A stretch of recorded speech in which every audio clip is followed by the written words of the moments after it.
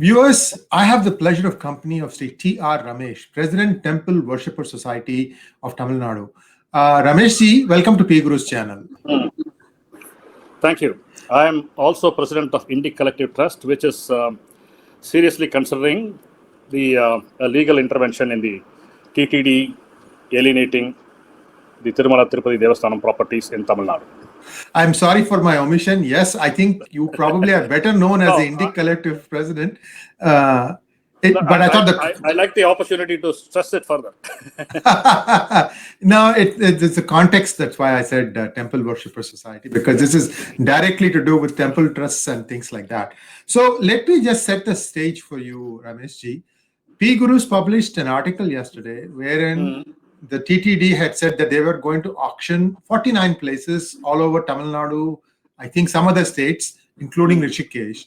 And they said that they've been doing it since 1974, and they have done about 120 odd cases in the past. And how come there was never any resistance before, and how come there is resistance now? This is not what they're saying, but that is what they're implying when they came out with the statement. Y.V. Subba Reddy said this, and then some other people have also clarified this. I think perhaps the Hindu in all of us is waking up now, and perhaps they are questioning some of the established procedures because of the daytime loot that has been happening, especially of temple lands, and not touching the lands of the churches and mosques. Let us state what it is. Please tell us what is your view on this, and what grounds that you are planning on appealing or trying to get the court to put a stay on this. Okay. Some time ago in P Gurus, we had the opportunity to discuss a scandalous government order by Tamil Nadu government. We stated the lands, temple lands and Hindu endowment lands, which are encroached by a lot of people, will be given to the encroachers themselves because they are poor people and the temple is not anyway getting any income. That is, they said the same thing as what TTD is saying now, that these immovable properties, these lands are not viable. Now, we took serious objection. We in Temple Worshipper Society and Indie Collective Trust took serious objection to that GO, filed a case, and thanks to M.R. Venkatesh, my lawyer in this matter, and thanks to a very, I shouldn't say this, but I found the bench went into the core of this matter, in the core of the endowment, and it stayed the government order. Well, TTD is a very, very big organization, and Balaji is venerated throughout the world, and people, while offering their bhakti, they offer also their wealth to Balaji. So much so that it is stated to be the richest temple in the world, the temple having the maximum income and all that. Now, these are mainly income in the form of contributions, the pundi monies and other donations, other ticket and other charges and all that. We know that. Even money comes in hundreds of crores in by sale of laddus. But when somebody gives an immovable property, that person always gives it for a specific purpose or for a general purpose of the temple. He doesn't give it as cash, he doesn't give it as anything easily encashable, but he is giving it as land. One thing we must remember is, before the Indian independence, the Madras presidency as it then was, which included most part of Andhra today, including Tirupati, Tirumala Tirupati, and extending up to Odisha, the temple and endowment lands, Hindu temple and endowment lands, were an extent of 65 lakh acres. A mind-boggling 65 lakh acres. Which means the temples benefited from these lands and Hindus benefited from these lands. It was a symbiotic relationship. Now, after the independence, after all the Inam changes that were made by the government, and many of the lands of the temples were resumed by the government, only Hindu temples and endowments were badly affected by this Inam resumption. The lands are much, much lesser now. But even then, Hindu temples today have a substantial acreage, be it Andhra, be it Karnataka, be it Tamil Nadu. Only in Kerala, the Hindus foolishly slept when the successive governments took Hindu temple lands in the name of agrarian reforms.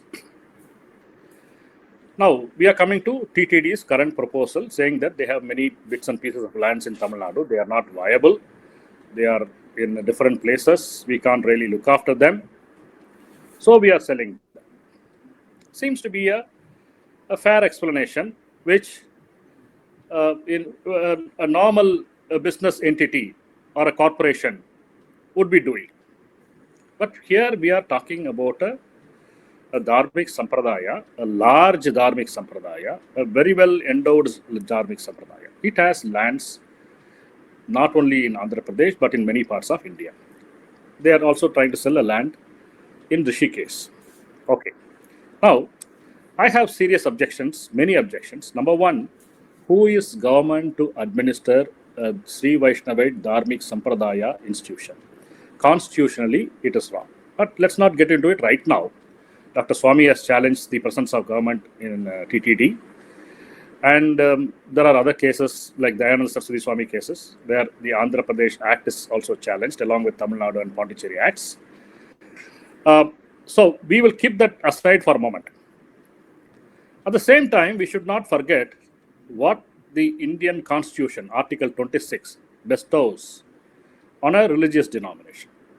It gives two sets of rights. One is the denomination can decide, subject to public order and health and morality, whatever their religious tenets are, rituals are, practices are. Nobody can intervene. Not even the court can intervene. That is Article 26, the first part, A and B. B also means establish and maintain. Maintain the temple means maintain as it was maintained for centuries, as per traditions. Then, such religious denomination can acquire properties, and they can administer such properties as per law. Now, as per law means they should not do anything illegal. They should not violate the law. They should pay their local taxes. They should follow the norms for whatever land laws are there. That is what it means. They can administer them. Only they should administer them. Government should not administer them. Now, M.R. Venkatesh, advocate, Supreme Court, when he argued in Madras High Court regarding the Tamil Nadu government GO, he made a very fine point. He said, religious denominations have fundamental right only to acquire and own. They don't have a right to alienate. This is a very, very important point. Because in a Hindu dharmic sense, once a deity is established, prana pratishtha happens, he lives there. Similarly, when a dharma is done and it is supposed to be perpetuated by people who received it and their successors, it needs to be perpetuated. If you see the old inscriptions in Tamil Nadu, the lines which we find there saying the king or the chieftain or the Prabhu who donates, he makes a request to the society, to the community there. He says, this is the year, this is what I have given, and this is the purpose I have given. Those who sustain this dharma, they have their feet on my head. He's so humble. The king is so humble. He says, anyone and everyone who sustains this dharma, I'm obligated to them. At the same time, some of the inscriptions also have a curse on those who violate that endowment. So, in the Hindu way of thinking, way of living, Sanatana Dharma, a dana for a particular purpose should be carried out. There is a principle of Cypre, which is from the European law, which means if a charity cannot be executed to the exact way it was originally decided or determined, you have to do charity to the closest extent possible. This is called Cypre principle. Let's keep that aside for a moment.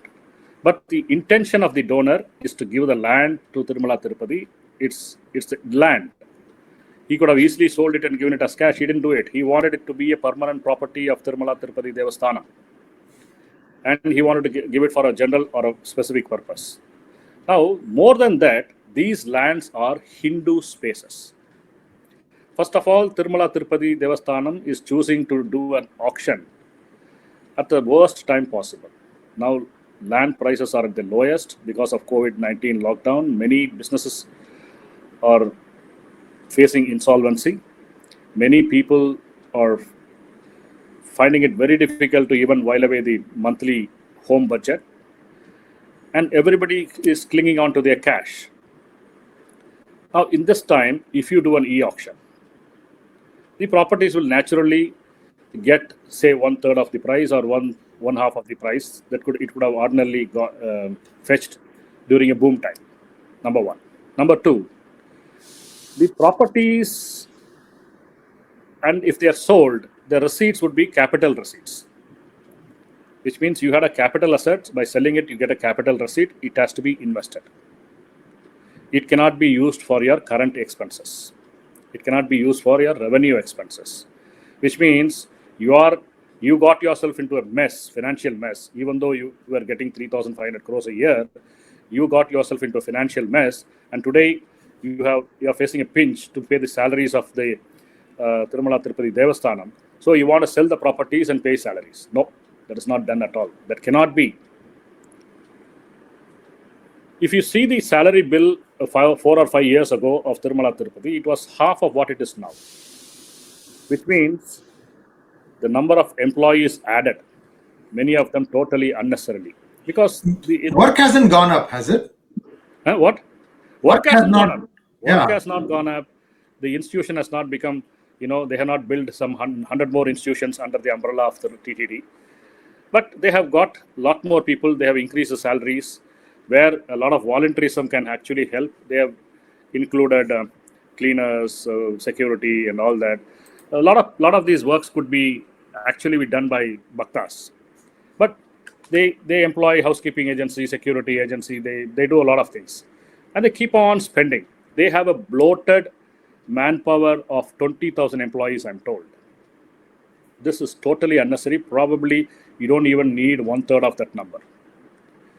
Now the current salary bill is crossed 1,000 crore rupees, which means it is more than 30% of the total income. In a large establishment, more than that too, like a place of worship, more than 30% cannot be your salary bill. It should be somewhere around 5% or 6% or 7%. Okay, you have a lot of dharmic institutions associated with Tirumala Tirupati. You do a lot of Annadana, you do Goshala patronage. You still can have a lot of people, but it should commensurate with the work you are doing. As you said, the work has not gone up. So you are trying to sell off properties to meet some revenue deficit. That is not done at all. And as I said earlier, these are Hindu spaces. Supposing the church or the peacefuls, they put the maximum money and beat everybody, every bidder out, and they buy lands. Why do they want to buy lands? Because a Hindu has donated a land in the middle of his town or village, and this is available. Yes. This explains how some people have suddenly come into money.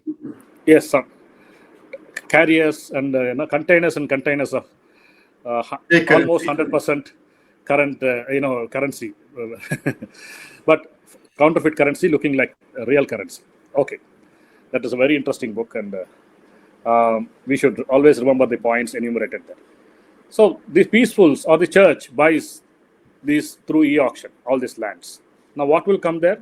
A mosque will come there, or a church will come there, or an institution that is bent on converting Hindus would come there.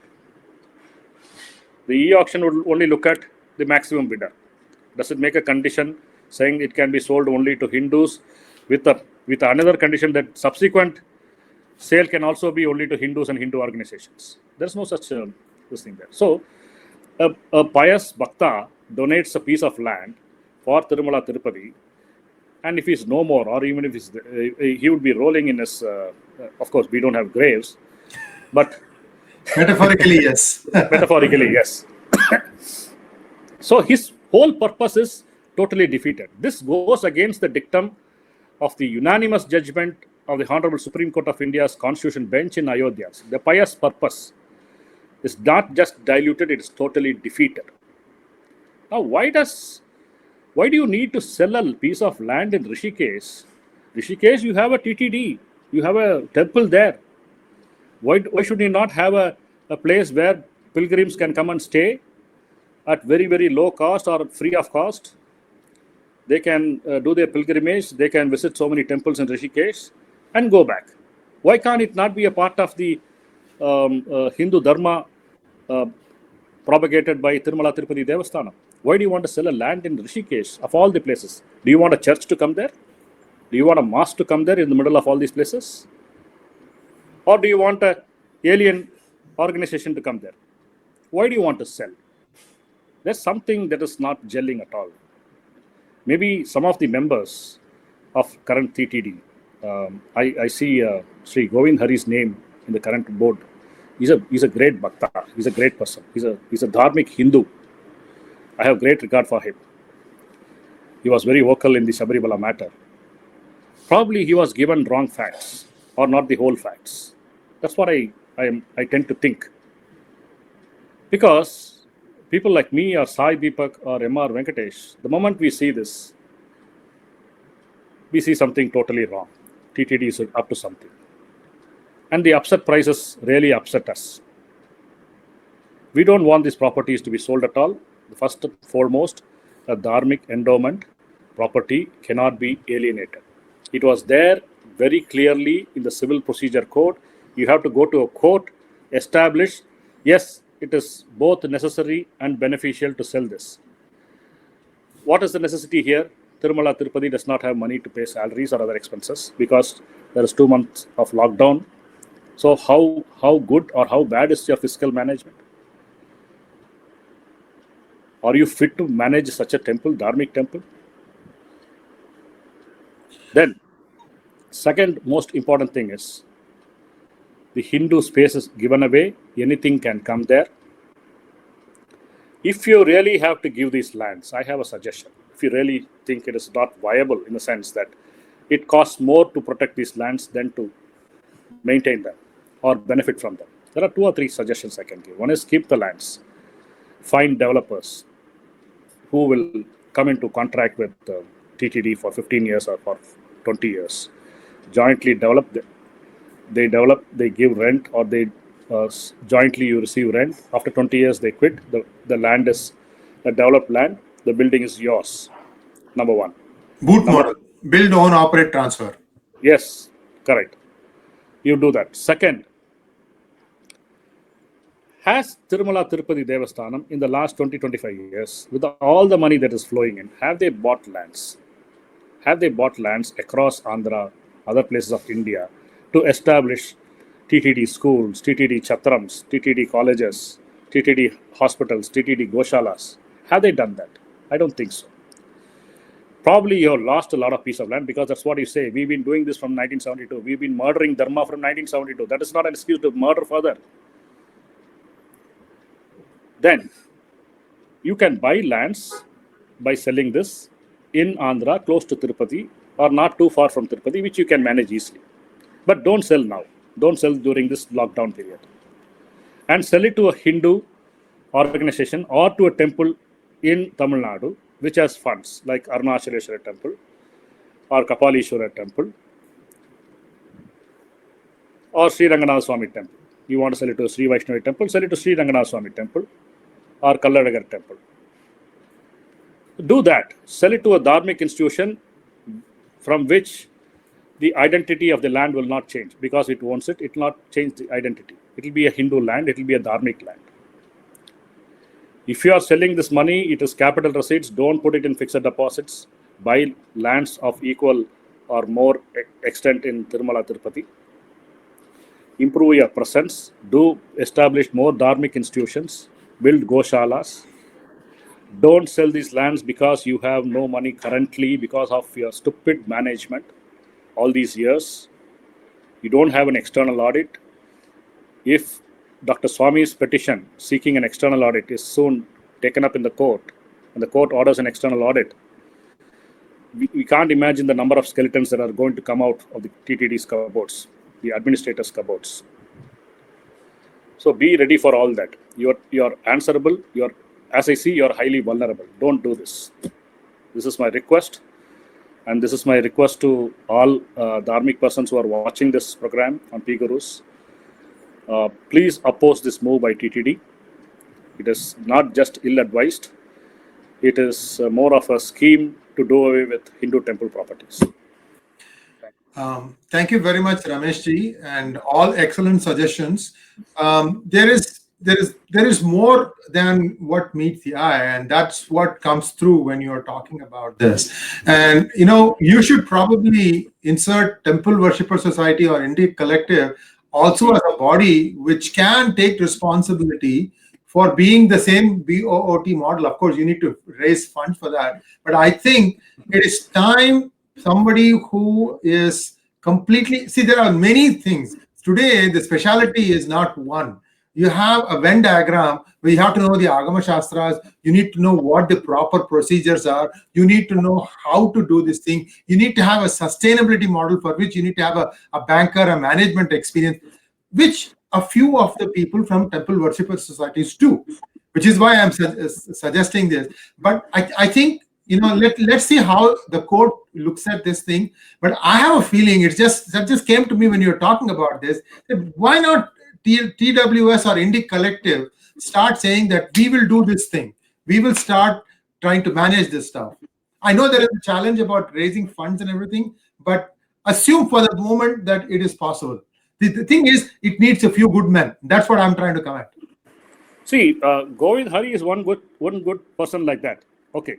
But not one person would be enough, because TTD would browbeat anybody who's even making some suggestion different from what they are proposing in the board. That's what I would imagine. Now, Temple Worshipper Society, Indic Collective, it has a lot of committed people. I won't say a lot, but a few committed people. Their forte is research, law, management, and all that. But our constant appeal to everybody is that people should not forget it is the Dharmic Sampradaya which has the right to administer. Yes, we are willing to help you with that. We are willing to help you plan draw a scheme of administration with all features of transparency and accountability built into it. And the court and government should give credence to such schemes of administration and make them part and parcel of the endowments law. We are moving towards it. At the moment, Indic Collective is seized of the matter. We are seriously debating on how to intervene in this and save the lands. Like, we were fortunate to get a stay order in Madras High Court regarding Tamil Nadu temple lands and endowment lands. I'm hopeful of this. You are giving us a very valuable suggestion. Yes, we should move beyond legal intervention. We should pitch in and say, hey, this is how we can draw a plan for better management. Because government has been a miserable failure, a chronic failure, and they intend not to favor the Hindu temples and endowments. They intend to favor those in power, the politicians, and vote bank politics. So we need to move further away from that. That's where organizations like Temple Worshipper Society and Indic Collective have to expand their role. Thank you very much for your valuable suggestion, Ji. I really love it. And I will not only suggest, I'll also put my money where my mouth is. I will donate to this cause. Thank you so much. If you decide to take this direction, please count on me. Whatever I can do to my extent, I will do it. And I will also let everyone know this is the reason why P Gurus is doing it. This is the reason why Sri Iyer as an individual is doing it. Because this malaise is spread all over the world. Exactly. All over the world. True. All over the world. And it is time for us Sanatanis to make a stand, fight back, and it is not going to be so easy, because we have a lot of ground to cover. And thank you very much, Ramesh ji. You really agreed to come on the air to air your views on this one so quickly. I really appreciate that, and we are going to put this thing out as quickly as possible. Thank you very much. Namaskar. Thank you for the opportunity. Namaskar.